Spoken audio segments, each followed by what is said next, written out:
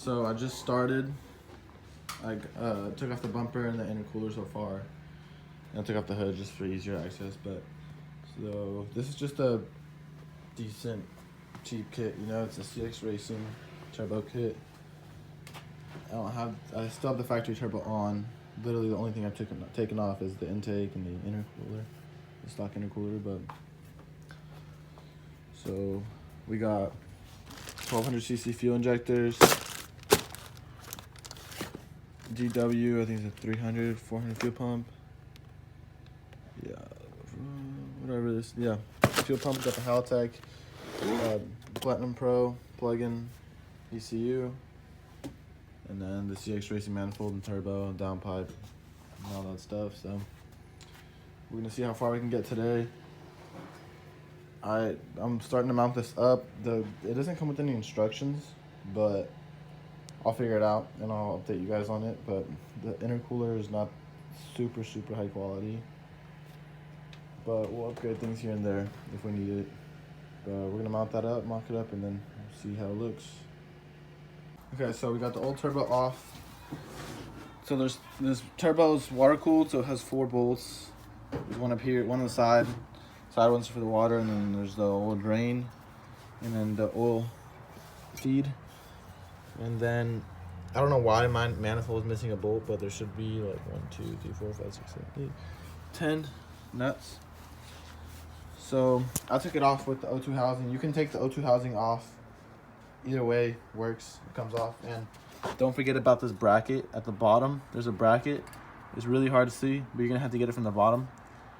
You just reach your hand right under and get it. There's 2 14mm bolts.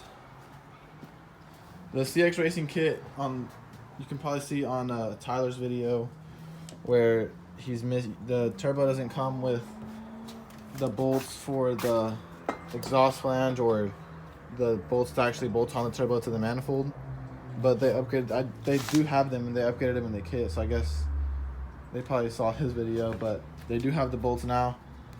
So this kit has everything besides.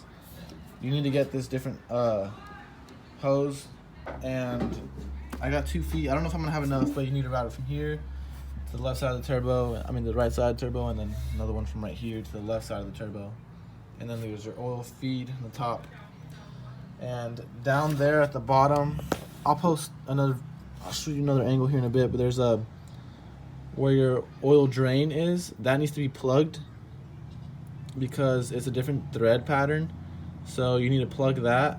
And then right over here, there's your, I don't know if you can see it right now, oil pressure sensor right there. So you want to take that oil pressure sensor out, and then you're gonna tee into it with this little box right here, this little 4-way. So this is gonna go into where the oil pressure sensor was.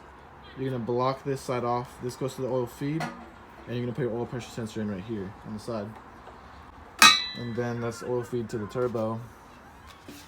And this line is really, I think I'm just gonna cap that off. This one right here, put the cap off, and this PCB right here, I just put a little filter on it. Just bypass it. But to get to these bolts, you're gonna have to take that power steering pump off. And this little mount right here is 4 bolts. There's another, I think 2 in the front for the power steering, but this mount, the bracket that holds the power steering pump, needs to be moved to get access to that bolt. But besides that, the kit has pretty much everything. I had trouble with the intercooler because these brackets, it didn't come with any instruction. It just came with a bunch of brackets and a block off plate, which you don't need because you're using the top mount turbo kit. And that's for the OEM charge pipe. But these pipes fit pretty good. From the intake side, it fits really well. What I did, I just drilled 2 holes on the bottom of the bash bar, and I put the nut in with a washer, and I held it up from the top. And then I'm gonna use one of these brackets to also hold it from the bottom to get it on there pretty good. And the CX Racing doesn't have a super good intercooler, but you can always upgrade that. It's decent. It's not all that good. It's pretty skinny, and yeah, but it works.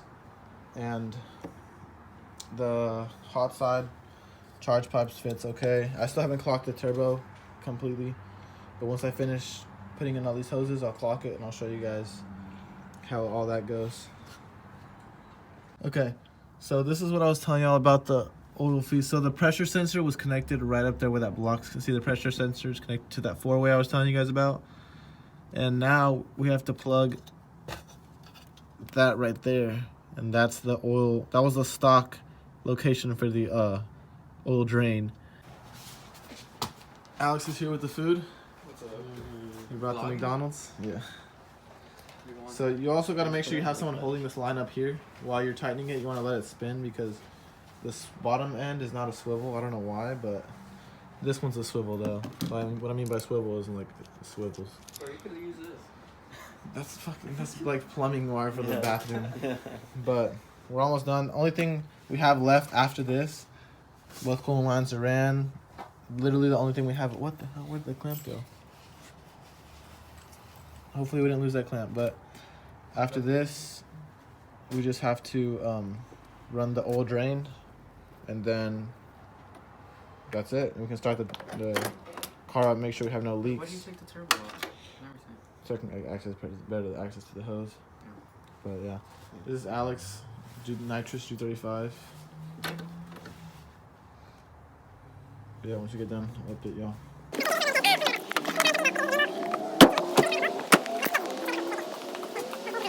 So we couldn't find a bolt small enough. So I think like we want this to be like down here, so it's be smaller. But instead, we just got a bunch of washers. My hands are really dirty, and we put them there. And then we're gonna put the crush washer on top, and just gonna see if it leaks or if it doesn't. Okay, so far so good. It fits on. There's that crush washer. We put it on. Then we're gonna tighten this thing down, and that'll be our plug. So I think that's a 14 though. But yeah, there's coolant everywhere right now. I accidentally dropped that coolant hose. And then now we just gotta, what's the return? The return line goes down back over there. We just gotta, I think I'm gonna wait till tomorrow and I'm gonna make an AN fitting for the return line and steel braided because it's gonna get really hot right under the manifold. And then if it's steel braided, it's gonna be way stronger. You guys about that need to be, so it's on the bottom of the turbo, which is basically right here, right at the bottom, and right next to the manifold. It's gonna get really hot. So I went to Ameriflex and got this hose. It's really, I mean, it's pretty cheap. You know, it's really, it protects you from the heat really, really good. So that's what you want. And I actually got it for free. The dude was like, just take it, you know, he made it shitty, but whatever. It works.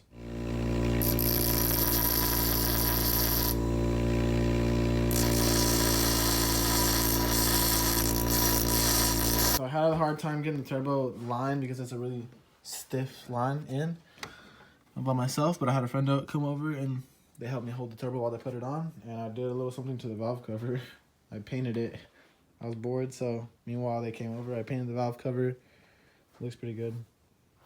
And now I just got to, everything's done with the turbo. I just got to put the coolant lines on, cut them back to where they need to be. That's going to be done. Need to finish the intercooler piping, and we'll start it up here in a little bit just to make sure there's no leaks. So I'm going to cap off this vacuum line right here. I need to order a new boost solenoid so I can start the vacuum lines for the wastegate. But besides that, it comes with the bolts for this. So that's fine. That's good. Only thing is that bolt's a little hard to get in for the back one.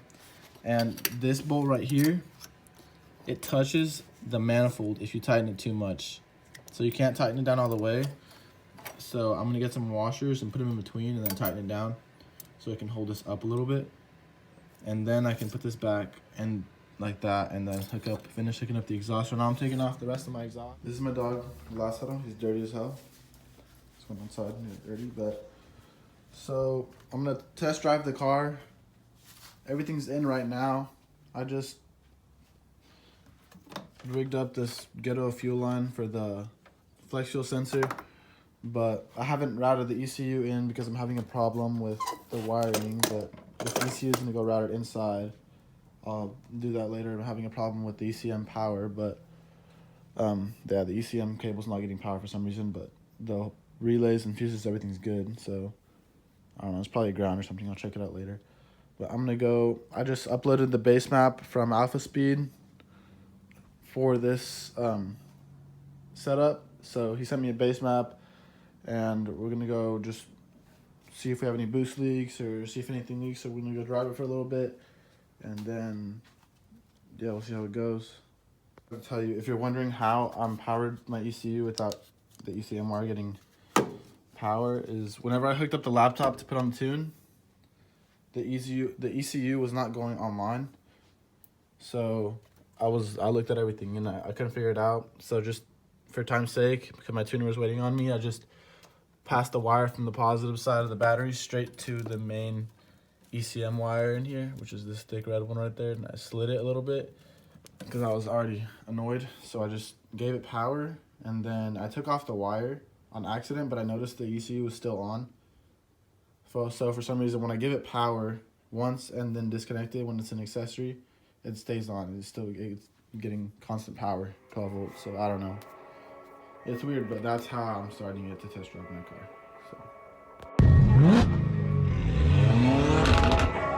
So.